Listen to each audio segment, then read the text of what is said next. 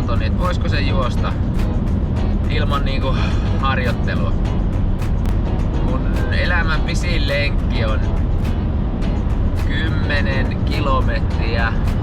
Varmaan tulee olemaan tuskasta. Katsotaan mitä käy.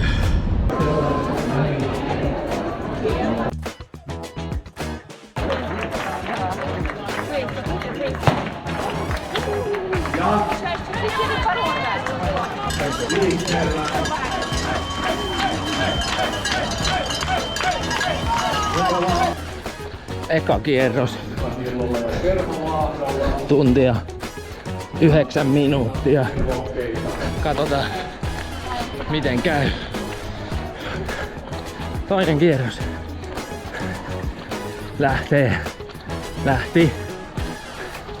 Tuntemukset on semmoset, siis tuntuu yllättävän hyvältä, mutta kun sen tietää justi, että siitä tulee jokin vaiheessa.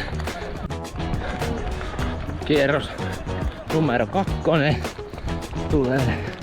Ollaan tehty alkulämmittely. Oikeesti mä en oo ikinä juossut. Nyt on yli tuplat siitä mitä mä oon koskaan hölkännyt. Ja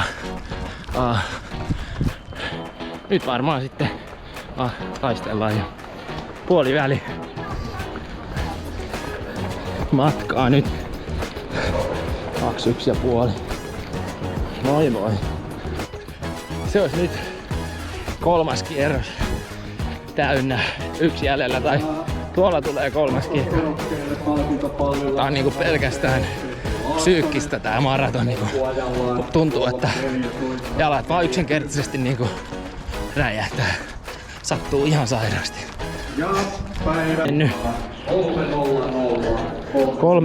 3.30 tasa 32 kilsaa näyttää toi mun gepsi. Mutta jatketaan vielä 1 kierros.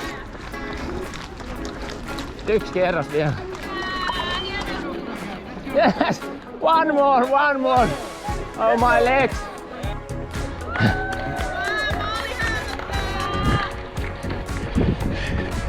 Paristaa metriä maaliin. Nyt on mennyt 4.46 ja on aivan tajuton kipu jaloissa. Mutta hyvä fiilis. Maaliin päästiin ja 130 metriä maaliin. Siellä jo. Ai vitsi. Mä sain kannustusjoukot tuolta. Katsotaan, tarjoillaanko loppukirja.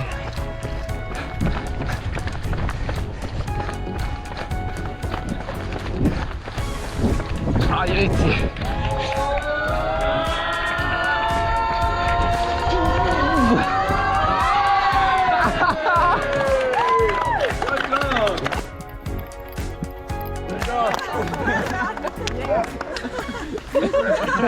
You did great! Kiitos. Tää istahtaa hetki tuohon. Eka ja ainoa maraton.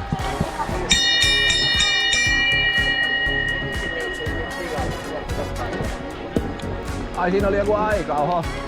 Mulla oli vähän. No kilautin kelloa, mutta se oli väärä aika. Kampe haettu ja suunnataan Ratinan stadionilta kohti parkkipaikkaa. Onneksi mulla oli sähköskuutti. Maaliin päästiin, aika oli 4.47, eli nyt niinku sattuu ihan sairaasti vaan jalkoihin. Ja viimeinen 10 oli ylivoimaisesti hitain, mutta kun yksinkertaisesti sattui niinkin kovaa jalkoihin, ettei vaan niinku pystynyt mennä sen kovempaa. Testi on suoritettu.